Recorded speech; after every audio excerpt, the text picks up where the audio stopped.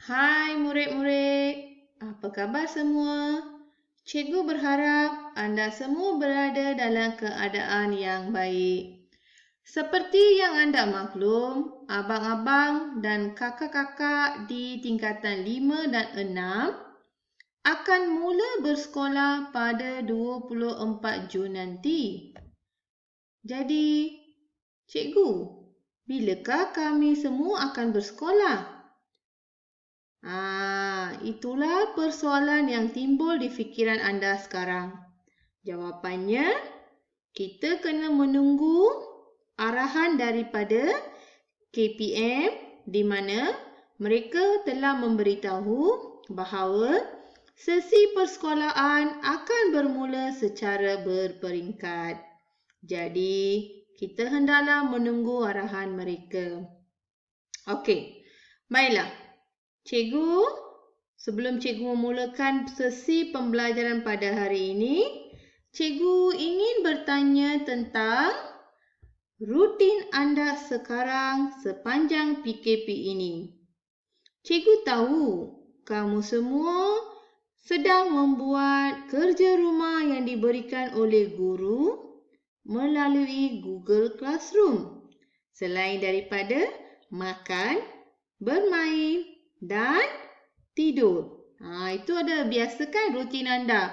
Bangun pagi, lepas bangun pagi kemas bilik, makan, tengok TV. Itu adalah rutin anda sekarang. Okey, jadi pembelajaran kita pada hari ini adalah mengenai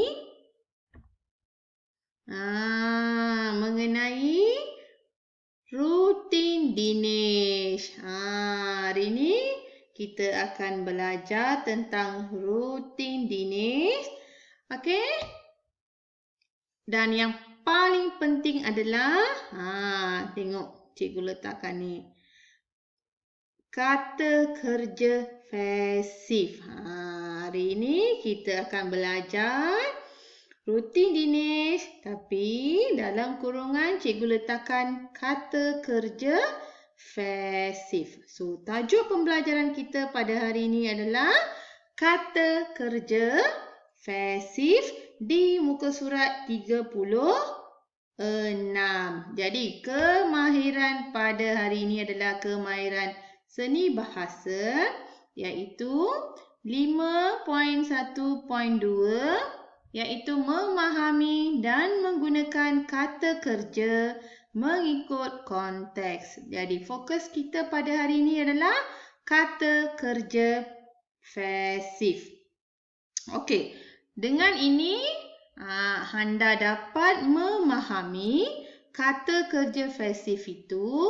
Kemudian anda akan melengkapkan kata kerja pasif dengan betul di dalam teks yang diberikan. Okey? So, fokus kita pada hari ini adalah kata kerja pasif. Okey, jadi mula-mula cikgu ingin memberi penerangan tentang kata kerja pasif. Apakah itu kata kerja pasif? Okey, kata kerja pasif ialah kata kerja yang terhasil daripada proses perubahan ayat aktif menjadi ayat pasif. Kita pernah belajar ayat aktif dan ayat pasif. Okey, sekarang cikgu tunjukkan contoh supaya anda lebih memahaminya. Okey, di sini cikgu ada bagi ayat aktif dan juga ayat pasif, di mana ayat aktif mengutamakan pelaku. Okey, dekat sini pelaku maksudnya subjek. Okey, contoh ayat aktif. Okey, Ali membaca buku. Okey, kalau ayat aktif, ia mengutamakan apa dia? Ya, pelaku iaitu subjek. Ali, kita letakkan subjek di hadapan ayat itu. Okey, sekiranya subjek itu berada di hadapan ayat itu, maksudnya itu adalah ayat aktif. Okey, ayat aktif tu dia mengutamakan subjek. Manakala ayat pasif. Ini adalah apa dia? Perbezaan antara ayat aktif dengan ayat pasif. Kalau ayat pasif, ayat yang mengutamakan objek kata kerja transitif daripada pelaku. Kalau ayat pasif, ia lebih mengutamakan objek kata kerja transitif. Contohnya, Ali membaca buku.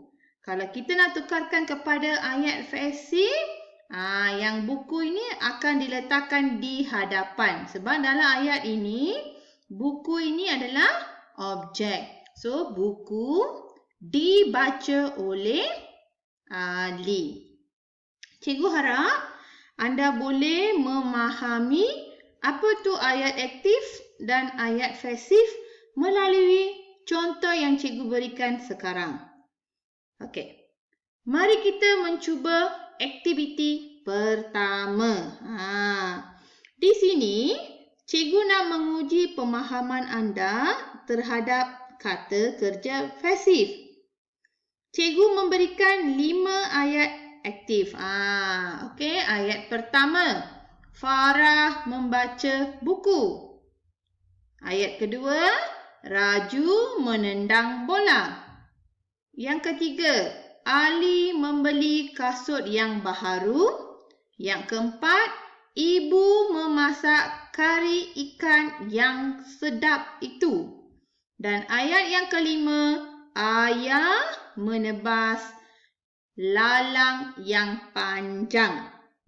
Okey, apa yang kamu perlu lakukan ialah anda cuba membina ayat pasif.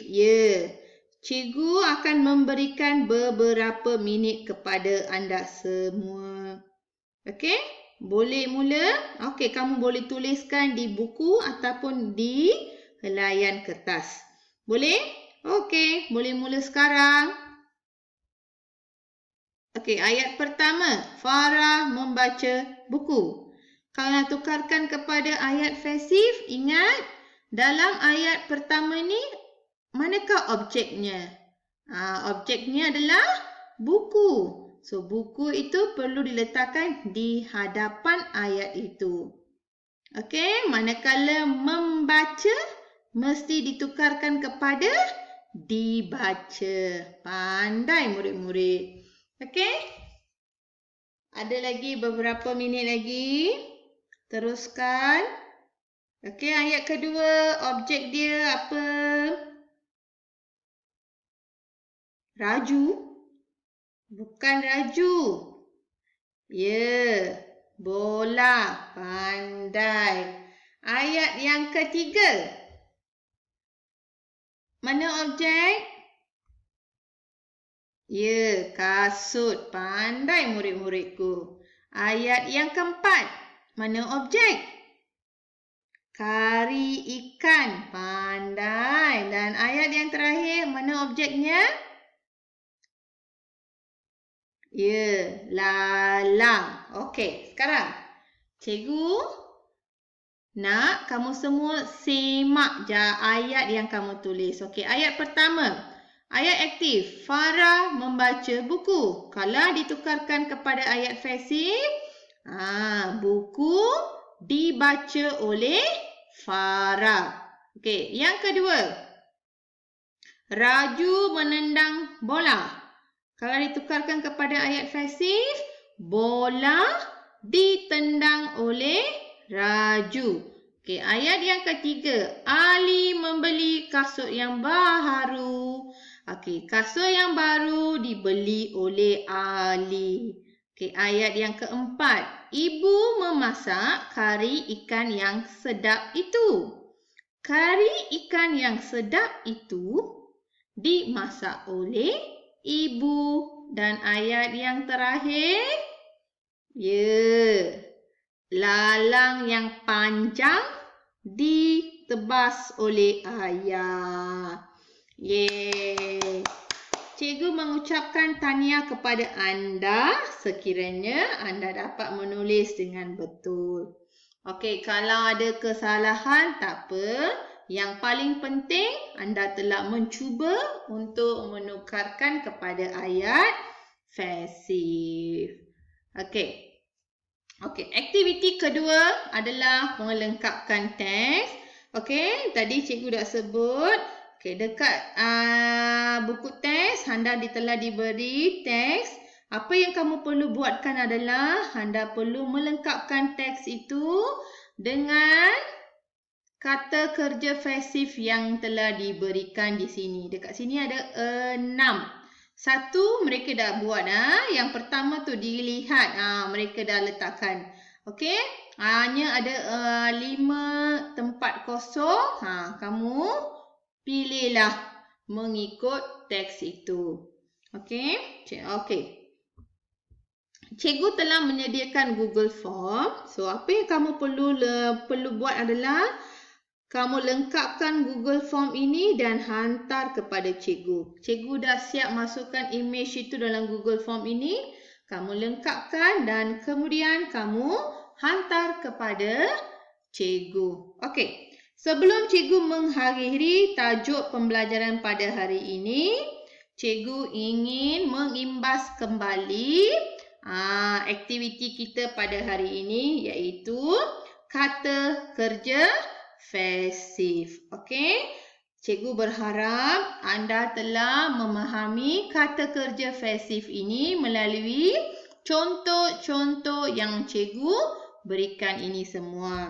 Okey, cikgu harap anda akan membuat latihan tambahan. Sekiranya kamu membuat latihan tambahan, anda boleh menghantar kepada cikgu untuk disimak. Okey, murid-murid. Okey, cikgu akan berjumpa dengan anda semua melalui video yang seterusnya. Okey, sehingga itu jagalah kesihatan anda. Dan yang paling penting, nampak tak? Warna biru dengan warna merah. Jangan lupa letakkan tanda like dan juga tanda subscribe. Cikgu mengucapkan ribuan terima kasih kepada murid-murid yang sudah subscribe channel cikgu. Yang belum, tolong subscribe channel cikgu sebab semua video pembelajaran ini cikgu akan masukkan dalam channel cikgu. Okey? So, cikgu harap anda akan like video cikgu dan juga subscribe channel cikgu. Okey, cikgu akan berjumpa dengan anda semua dengan video yang lain. Okey, bye murid-murid. Cikgu sayang anda semua. Take care. Bye.